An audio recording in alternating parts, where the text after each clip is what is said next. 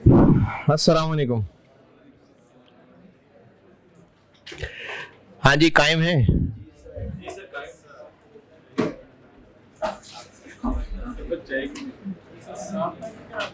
क्या हुआ? हाँ, लेबर वाले चैप्टर में आए।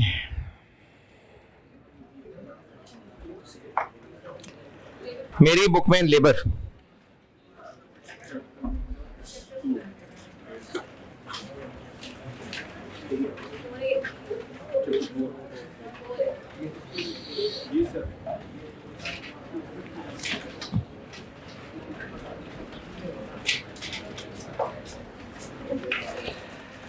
ऑटम 9।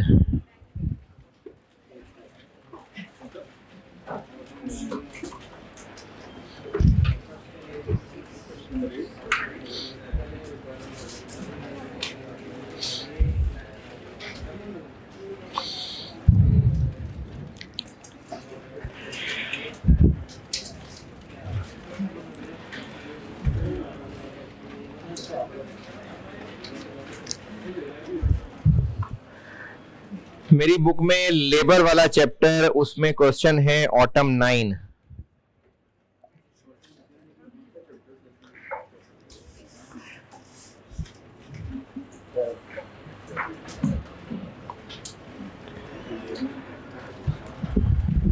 क्वेश्चन 8 उस चैप्टर में, टॉय लिमिटेड।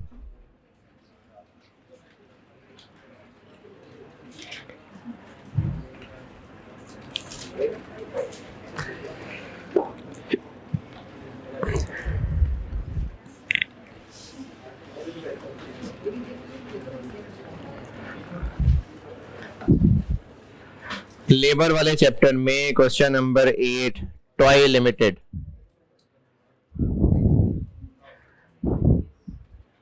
अच्छा, ये जो आपको 4 सुनहरी असूल बताए थे ना, ये ज्यादातर काम आएंगे जब हम सिंगल प्रपोजल कर रहे होंगे। इसलिए समझाए भी मैंने उसी कॉन्टेक्स्ट में थे। पहुंचे क्वेश्चन पे? टॉय लिमिटेड के नाम से पहुंच गए तो पढ़ लें।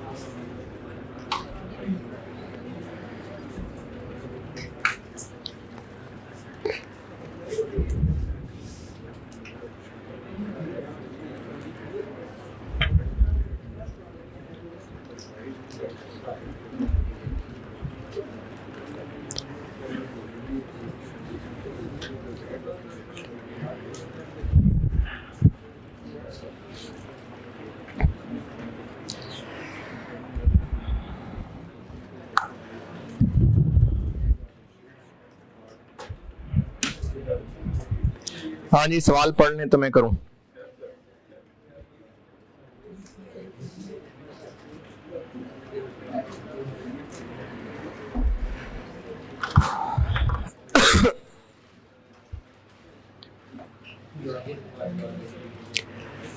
सवाल पढ़ लिया।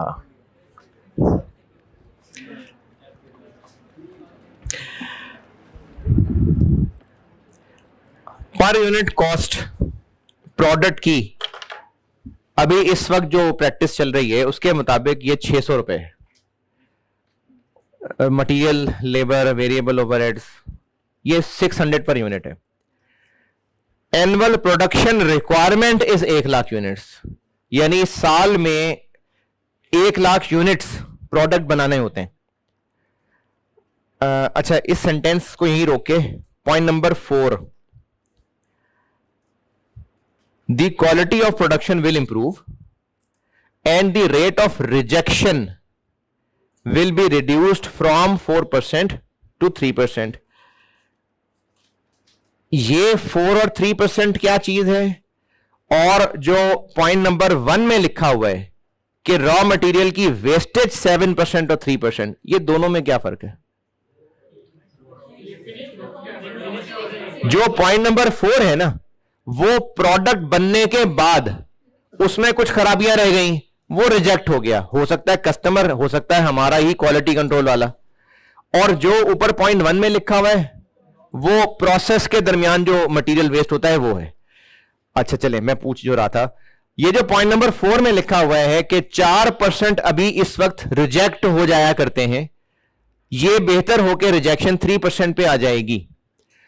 तो ऊपर जो 1 लाख यूनिट्स हैं, annual production requirement is 1 lakh units, ये टोटल जो बनते होंगे ये वो हैं 1 लाख, जिनमें से रिजेक्ट हो जाते होंगे या रिजेक्शन के बाद की फिगर 1 लाख है।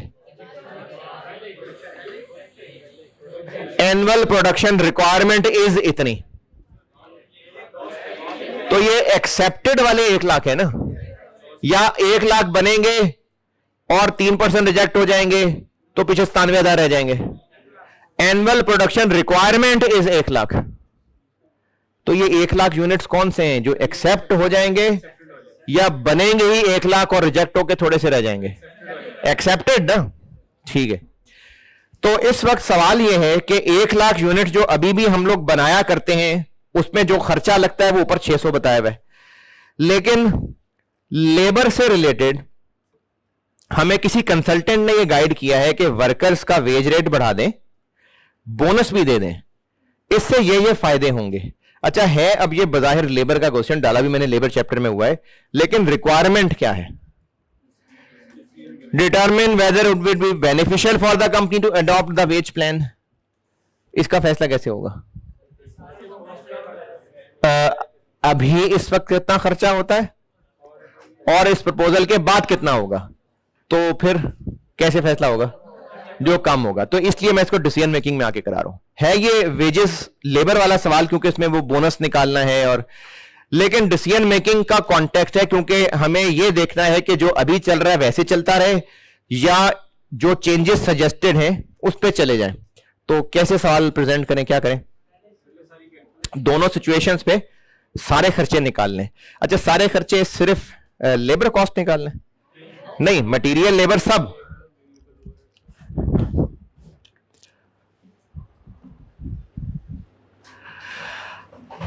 अच्छा, पास्ट पेपर्स की इंपॉर्टेंस है बहुत ज्यादा। ये अटेम्प्ट है 2009, तो छोटे छोटे से होंगे आप लोग, हैं? नहीं, उस वक्त तो 14 साल के इधर आ गए आप, छोटे छोटे से होंगे। और है चले जितने भी होंगे, तो बहुत पुराना सवाल है, लेकिन पिछले साल इसी ही को अमेंड करके सवाल पूछा हुआ था। तो पिछले को 2-3 साल देख लेना, तो पुराने पुराने सवालों में चेंजेस करके वो दोबारा टेस्ट हो रहे हैं, इसलिए पास्ट पेपर्स इंपॉर्टेंट है। तो इसमें हमने कैलकुलेशन करनी है इस वक्त जो एग्जिस्टिंग सब चल रहा है, एग्जिस्टिंग टर्म्स कह लेते हैं।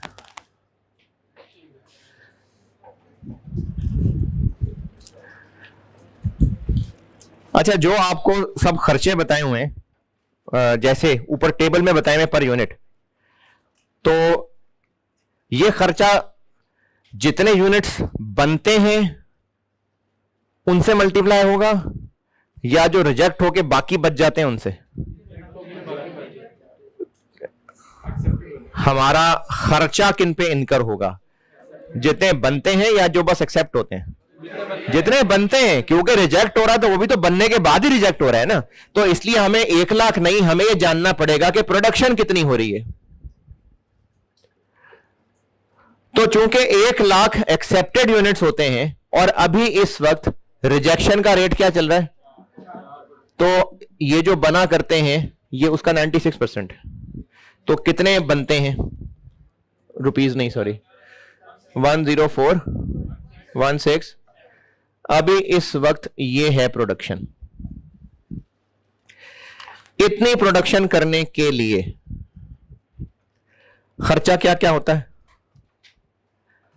मटेरियल, लेबर, ओवरहेड्स पे अलग लाइनें जाया नहीं करते, हम कर देते हैं 600 इंटू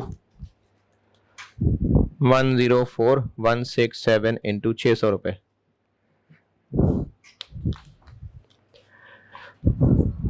62500 62500 200। तो अभी इस वक्त इतना खर्चा आता है, और अगर हम वेजेस का प्रपोजल एक्सेप्ट कर लेंगे तो खर्चा चेंज हो जाएगा।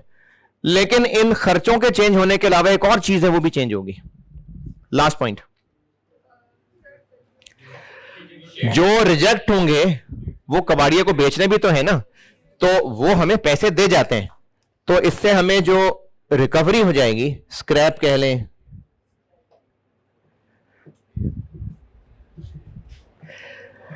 ये जो 4167 रिजेक्ट होंगे ये हम 150 रुपए का बेच देंगे। 4167 इंटू 150, 625 625050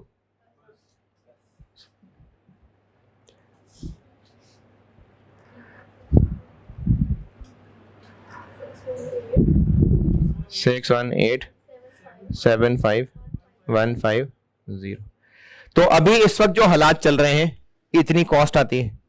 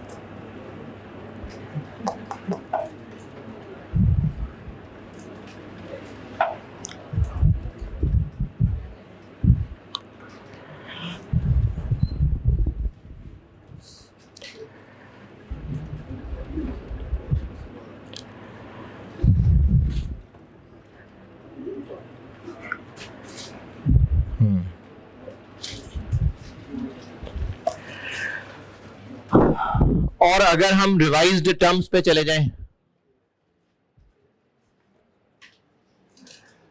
तो प्रोडक्शन अब भी हमें 104,167 ही करनी होगी?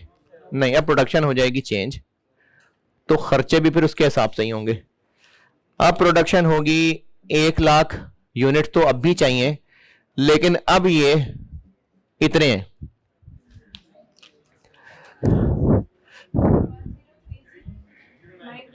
नाइन,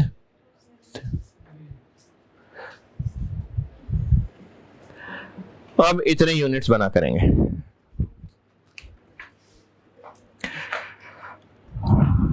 बड़ी हिम्मत है यार आप लोग।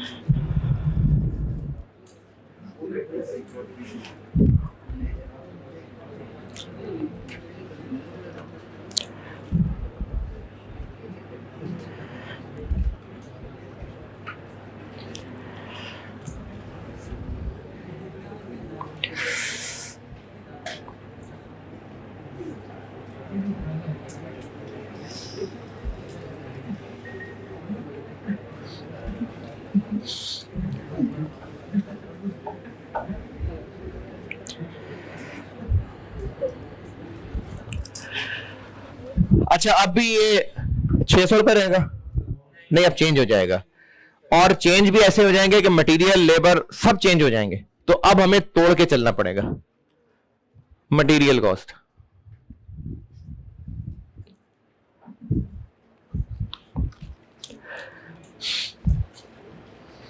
103,093। पहले एक यूनिट बनाने के लिए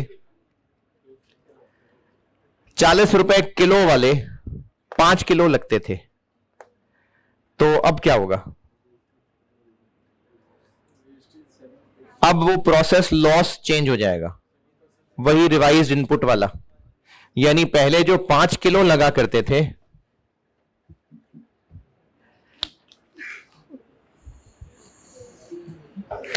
पहले कितना लॉस होता था? तो पहले जाएंगे हम आगे, फिर आएंगे रिवर्स गियर से।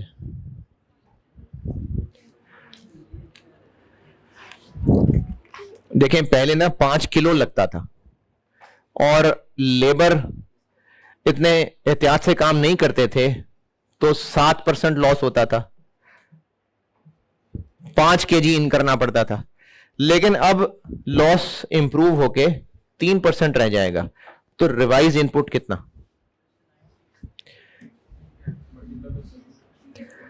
तो इंटू 0.93 डिवाइडेड बाय 0.97, ये आ जाएंगे रिवाइज्ड किलो, और किलो वही 40 रुपए वाला ही होगा।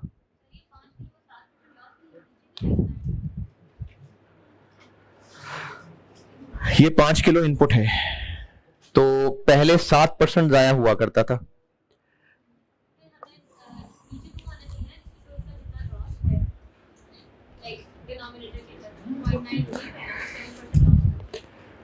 ये 5 किलो 0.93 है,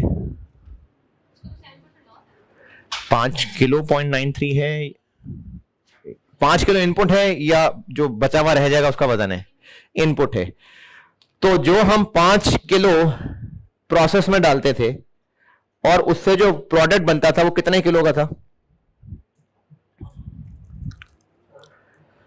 4.65 है। वो जो प्रोडक्ट का एक यूनिट बनता था वो इतना वजनी था। तो अब अगर लॉस कम हो जाएगा तो हम इसको और भारी करके प्रोडक्ट को बेचेंगे, ये तो इतना ही रहेगा, इनपुट चेंज हो जाएगा ना। तो ये रिवाइज इनपुट निकालना है, पहले यहां से इस पे आना है, फिर वहां से वापस जाना है। हाँ जी, 19768348। अच्छा, अब तो यार ये इतनी दफा कर लिया हमने ये वाला काम।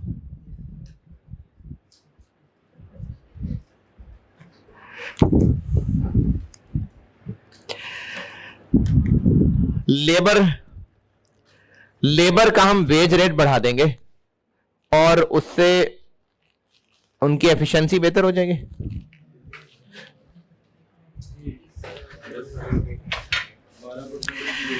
अगर हम उनका वेज रेट जो कि अभी 25 रुपए पर आवर है, इसको 12% बढ़ा देंगे तो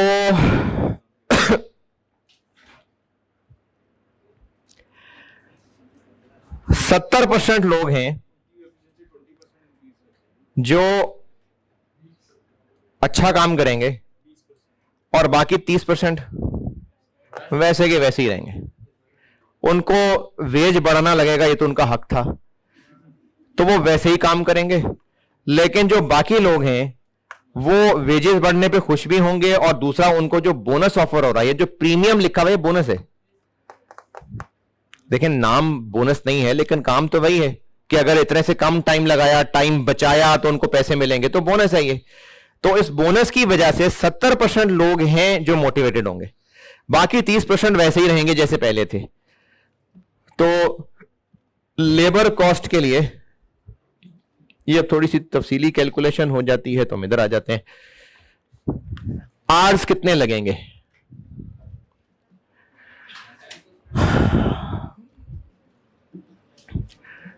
टोटल आवर्स कितने लगेंगे? जितने यूनिट्स बनने हैं, जितने लोगों ने बनाने हैं, 70% लोग 103093 इतने यूनिट्स बनने हैं ना।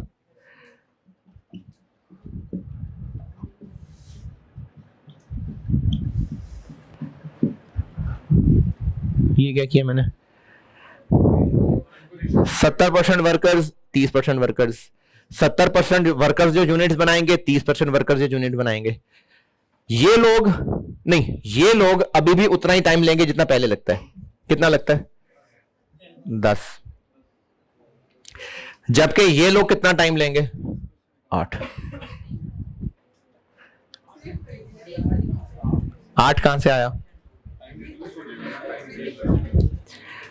ऊपर टेबल में लिखा हुआ है कि 10 घंटे लगते हैं 1 यूनिट के लिए, और पॉइंट नंबर 2 में लिखा हुआ है कि ये अपनी एफिशिएंसी 20% बढ़ा लेंगे, मतलब 20% टाइम कम लगेगा ना।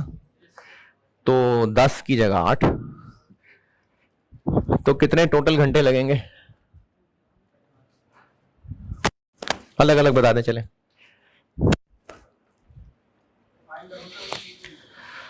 अच्छा, इसको और अल्टरनेटिव तरीके से बिल्कुल किया जा सकता है, मैं तो वैसे बस एक तरीके से कर रहा हूं जी। 5773219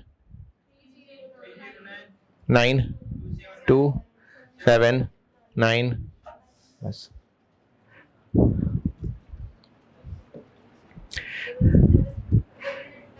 डबल 8659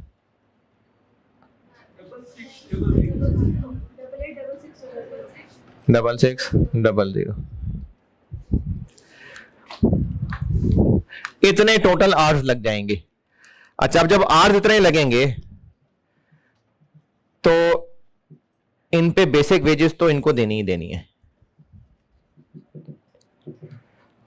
बेसिक वेजेस देंगे इनको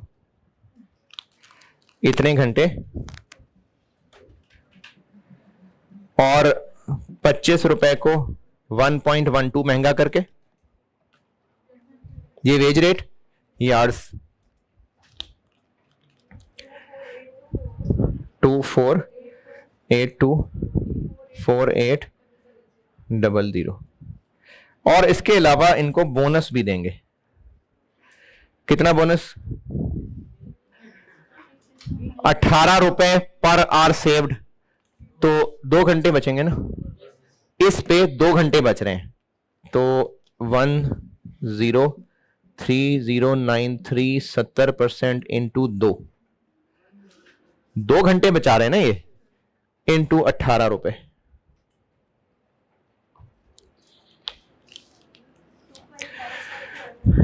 टू 59794 तो टोटल लेबर कॉस्ट हो जाएगी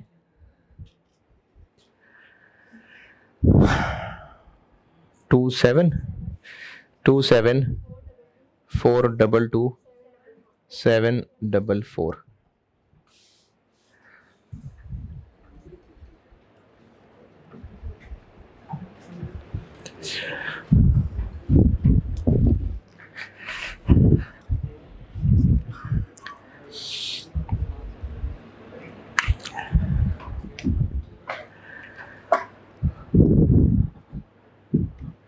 ओवरहेड्स होंगे लेबर कॉस्ट इंक्लूडिंग प्रीमियम, यानी ये लेबर कॉस्ट इंक्लूडिंग प्रीमियम, यानी ये इसका कितने 55%, इसका 55।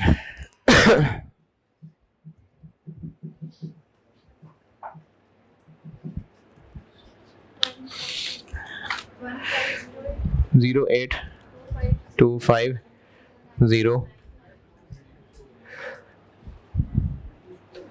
यार पहले कुछ सियाना बता देता, रुपीज इन 1000 ही कर लेते, मिलियन ही कर लेते। और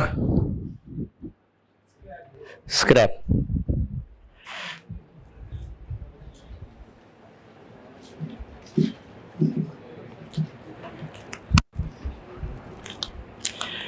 अब कितने जाया होंगे 3093 इंटू 150 रुपए,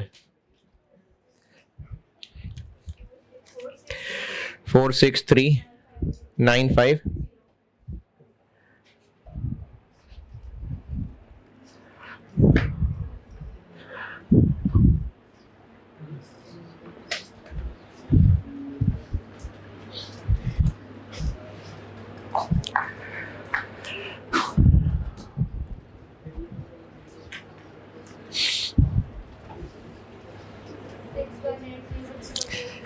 सिक्स 1809651। तो डिसीजन क्या है?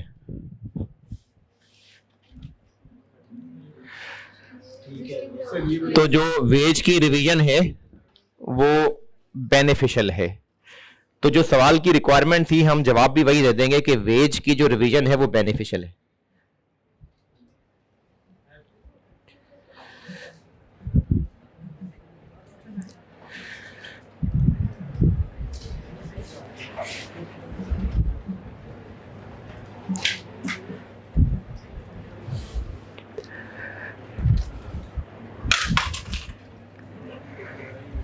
ये कंक्लूजन कि ये बेनिफिशियल है।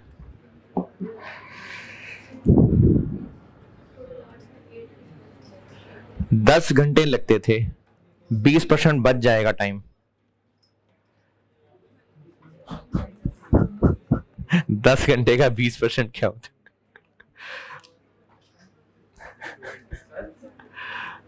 जी जी क्या हुआ? बताएं क्या करो, बताएं, बोलें क्या करो।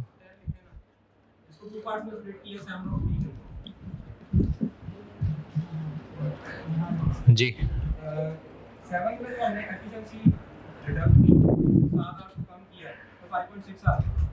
क्या करूं?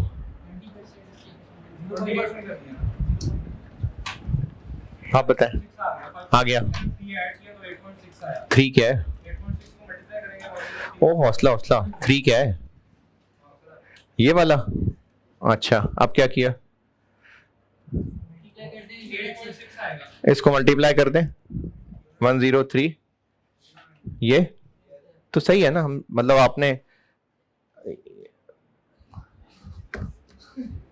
कर लें, ऐसे कर लें, ठीक है, सही है ना? मैंने जो 8 लिख दिया आपने वो 10 को 0.8 कर दिया, सही है, सही।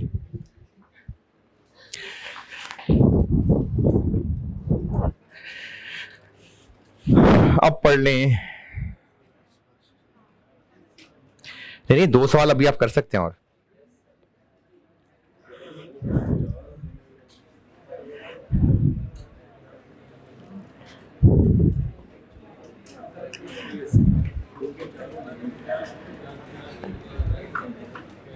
इसी चैप्टर में क्वेश्चन 2 पे आए। ये देखिए अभी ज़बानी होने लगा।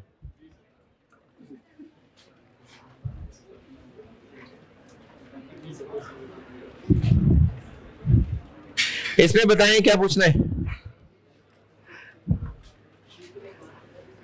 Question 2 Argentina limited spring 2022 attempt का इसी चैप्टर में क्वेश्चन 2 रखा हुआ मैंने।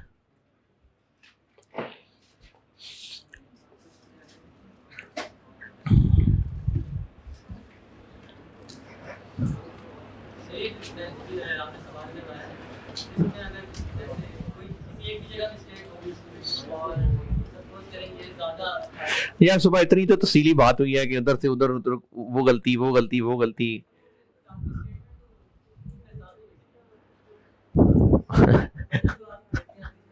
हाँ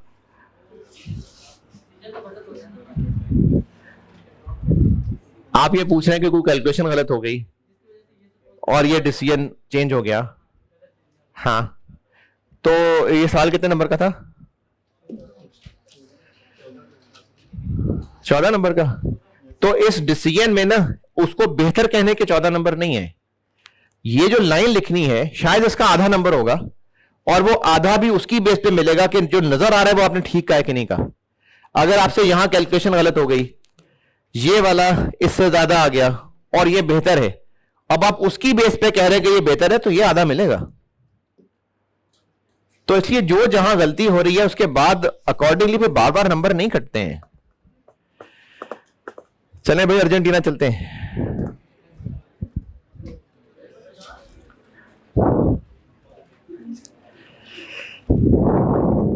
जाग रहे हैं?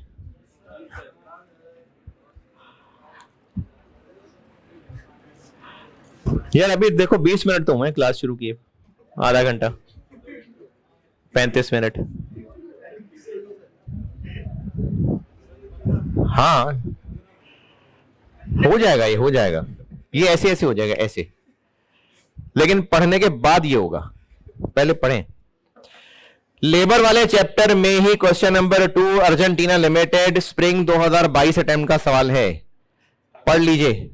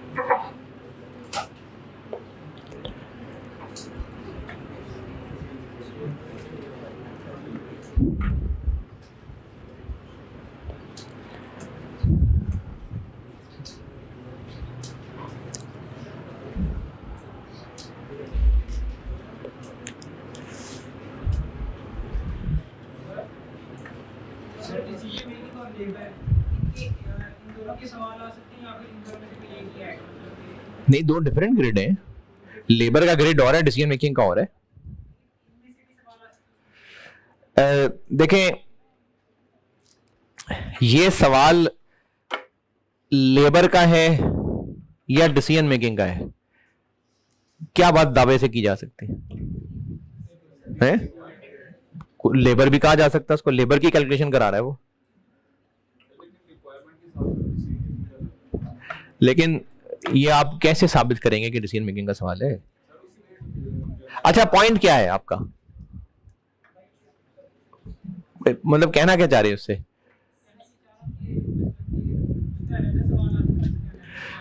अलग-अलग से सवाल ही आएगा क्योंकि लेबर ग्रेड अलग है, डिसीजन मेकिंग का ग्रेड अलग है, तो दोनों सेपरेट हैं जी। ग्रेड बिल्कुल मिक्स हो सकता है। अब ये जो डिसीजन मेकिंग है इसके किसी सवाल में हो सकता है आपको प्रोसेस कॉस्टिंग मिक्स हुआ लगे।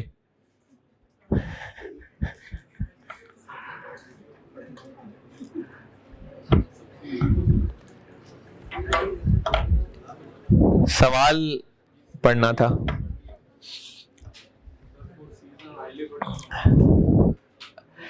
लेबर टर्नओवर का मतलब है कि मजदूर छोड़ जाएंगे। 4 C's तो दूर की सोचना, और हाई लेबर टर्नओवर ज्यादा वर्कर्स छोड़ जाएंगे, एम्प्लॉय टर्नओवर होता है, एम्प्लॉयज छोड़ जाएंगे।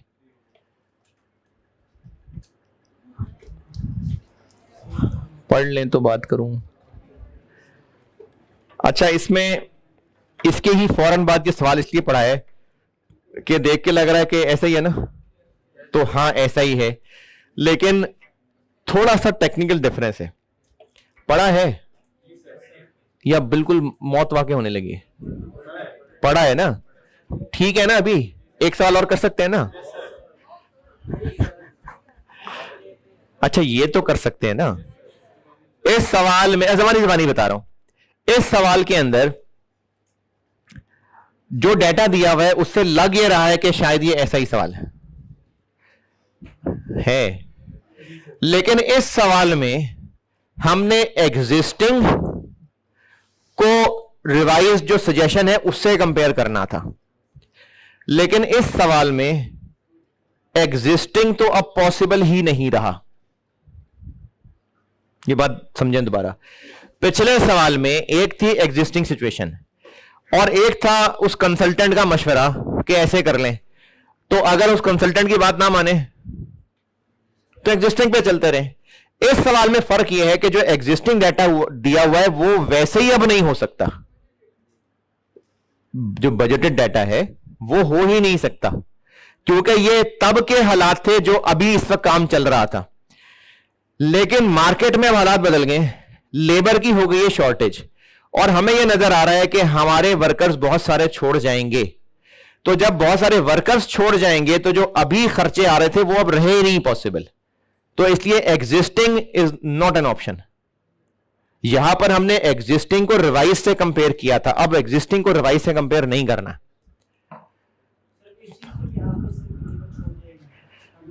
ये जो बात लिखी हुई है ना कि AL forces a high labour turnover और इसकी वजह से इनको सब्स्टिट्यूट लेबर लाना पड़ेगा और उसके साथ ये मामले होंगे, ये है जो होने जा रहा है। लेकिन अगर वो इसको अवॉइड करना चाहते हैं तो फिर इन ऑर्डर टू अवॉइड नीचे वाली बात है। ये बात दोबारा देखें, जो अभी सवाल बोर्ड पे मौजूद है ना सॉल्यूशन, इसमें जो अभी इस वक्त हालात चल रहे थे, अगर हम कंसल्टेंट की बात को लिफ्ट ना करवाएं तो अब भी ऐसे ही होता रहेगा। ऐसे ही कैसे ही, एक यूनिट 600 रुपए का अब भी बना करेगा, अब भी 4% यूनिट रिजेक्ट हुआ करेंगे। अगर कंसल्टेंट की बात ना भी माने तो ये फिर भी ऐसे ही चलेगा, लेकिन अगर कंसल्टेंट की बात मान ले तो इसकी जगह ये होगा। तो हमने इन दोनों ऑप्शंस को कंपेयर किया था। लेकिन ये जो स्प्रिंग बाइस वाला सवाल है, कैलकुलेशन बिल्कुल ऐसी ही है, कैलकुलेशन में कोई मुश्किल काम नहीं है, बस फिगर्स बदली हैं। वहां 600 रुपए था, ये 825 रुपए, वहां पर 5 किलो थे, 4 किलो हैं, बिल्कुल उसी तरह की चीजें, वेस्टेज भी है मटेरियल की और रिजेक्शन भी है, बिल्कुल सेम है तकरीबन। लेकिन फर्क सिर्फ यह पड़ रहा है कि यहां पर हमने एग्जिस्टिंग और इस कंसल्टेंट के सजेशन को कंपेयर करना था, लेकिन स्प्रिंग बाइस में जो एग्जिस्टिंग टेबल दिया हुआ है वो अब रहा ही नहीं है मुमकिन, क्योंकि लोग छोड़ना शुरू वैसे ही हो गए और हमें लग रहा है कि अगर हालात ऐसे चलते रहे, जो कि ऐसे ही चलने वाले हैं, तो हमें नए लोग लाने पड़ेंगे और वो जो नए लोग लाएंगे उसकी वजह से फॉलोइंग इनएफिशिएंसीज होंगी। तो इस वक्त जो हालात मार्केट में बदल गए हैं, अगर हमने सजेशन पे अमल ना किया तो ये होने वाला है जो टेबल के नीचे लिखा हुआ।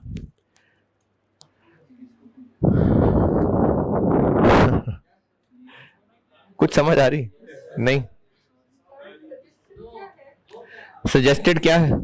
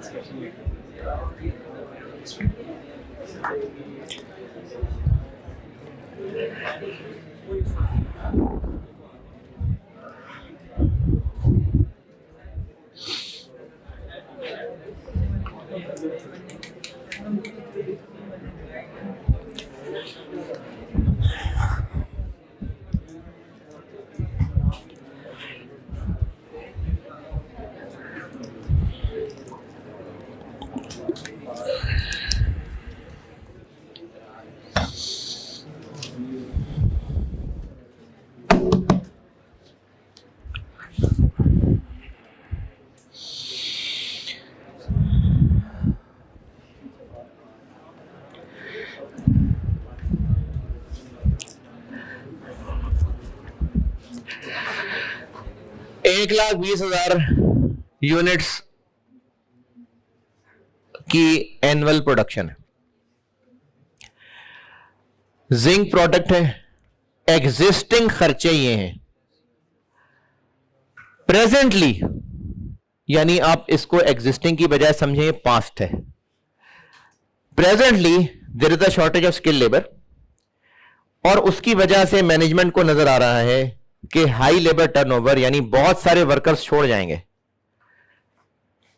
और अगर यह हुआ तो जब हमारे वर्कर ही छोड़ जाएंगे तो हमें उनकी जगह और लोग लाने पड़ेंगे जिनको इतने ही पैसे देंगे, लेकिन इतने ही पैसे देने से ये मसाइल होंगे। यानी अभी इस वक्त प्रोसेस का लॉस 4% हुआ करता है, 5 होने लग जाएगा। ये लोग यूनिट्स 3% खराब किया करते थे, ये 4% खराब करने लग जाएंगे। यानी जो पुराने वर्कर्स हैं वो छोड़ जाएंगे, उनकी जगह हम नए लोग लाएंगे, इन नए लोगों को एग्जिस्टिंग वेज देंगे, लेकिन इसका रिजल्ट यह निकलेगा कि मटेरियल भी वो ज्यादा खराब करेंगे, और जो प्रोडक्ट बनाएंगे वो भी नियत से नहीं बना रहे होंगे, तो वो भी रिजेक्ट ज्यादा होंगे। ये हालात मार्केट में हो गए हैं, हमारे वर्कर्स छोड़ के जाने लगे हैं, और अब हमने ये फैसला किया है कि उनकी जगह नए लोग लाएंगे जिनको सेम वेज रेट देंगे। लेकिन मसला ये होगा, ये जो पहले हुआ करता था ये अब नहीं हो सकता, अब हमें करना ही ये पड़ेगा। तो वो जो अभी पिछले सवाल में एग्जिस्टिंग सिचुएशन थी वो अब नहीं है। मार्केट के हालात से या तो हमें ये करना पड़ेगा जिसके ये मसाइल होंगे, या फिर किसी सियाने ने मशवरा दिया है कि उन नए लोगों को लाने के लिए सेम वेज रेट की बजाय वेज रेट बढ़ा के लाएं, बोनस भी दें, जिससे फायदा यह होगा कि एक तो उनकी प्रोडक्शन की एफिशिएंसी इंक्रीज करेगी, और क्या क्या होगा, नहीं है, और क्या क्या होगा है, जो मसाइल होने थे वो अब नहीं होंगे। In order to avoid this situation,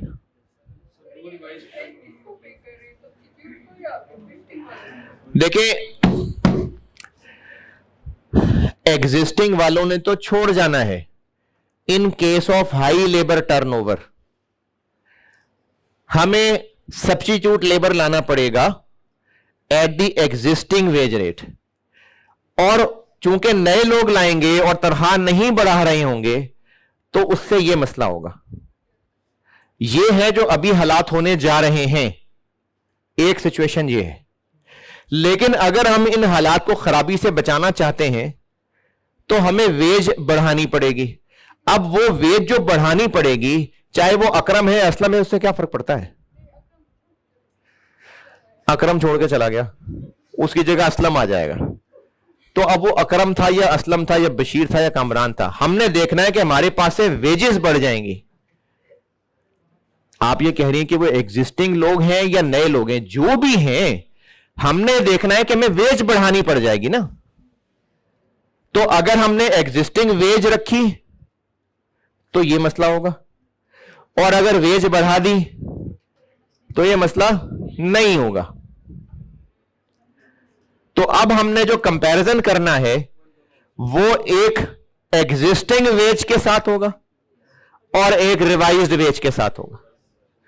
अगर रिवाइज्ड वेज वाले ऑप्शन सॉल्व कर रहे होंगे तो उसमें रिजेक्शन हम 3% रखेंगे, प्रोसेस लॉस 4% ही रखेंगे, यानी जो अभी है। लेकिन एग्जिस्टिंग वेज वाली ऑप्शन सॉल्व करेंगे तो रिजेक्शन भी चेंज कर देंगे, प्रोसेस लॉस भी चेंज कर देंगे।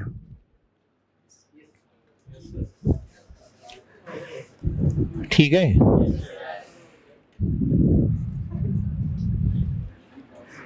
अरे थैंक यू वाली क्या बात थी यार, ये तो मेरा फर्ज था।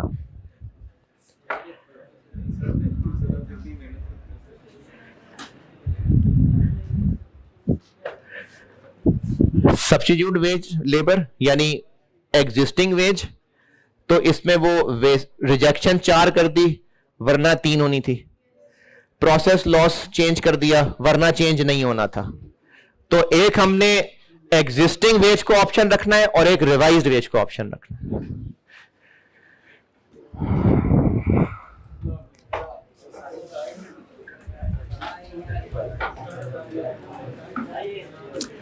चले ठीक है, अल्लाह हाफिज।